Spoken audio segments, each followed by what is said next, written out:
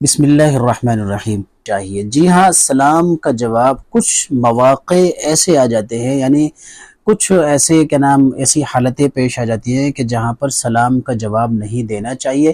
تو میں آپ کو نمبر وائز بتاؤں گا کہ وہ کون کون سے مقام ہیں جہاں پر سلام کا جواب نہیں دینا چاہیے۔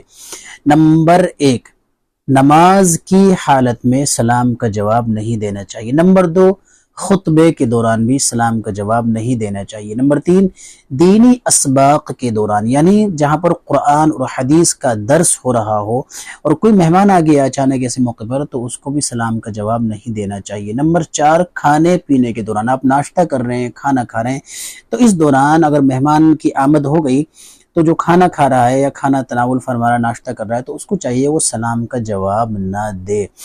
نمبر 5، پاخانہ پیشاب کے دوران بھی سلام کا جواب نہیں دینا چاہیے۔ نمبر 6، غسل کے دوران، اگر کوئی شخص غسل کر رہا ہے، غسل کی حالت میں ہے اور وہ کوئی مہمان آ گیا، اس نے سلام کیا، تو اس کو سلام کا جواب نہیں دینا چاہیے۔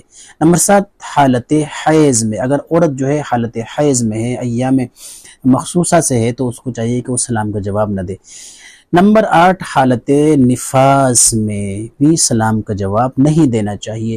نمبر 9، جماع کے دوران بھی میاں بیوی آپس میں ملاقات کر رہے ہیں، تو اس دوران جو ہے کسی کا مہمان آ گیا ہے، کوئی مہمان کی آمد ہو گئی ہے، تو اس دوران بھی سلام کا جواب نہیں دینا چاہیے۔ تو یہ کچھ مواقع ایسے ہیں کہ ان کے درمیان سلام کا جواب نہیں دینا چاہیے۔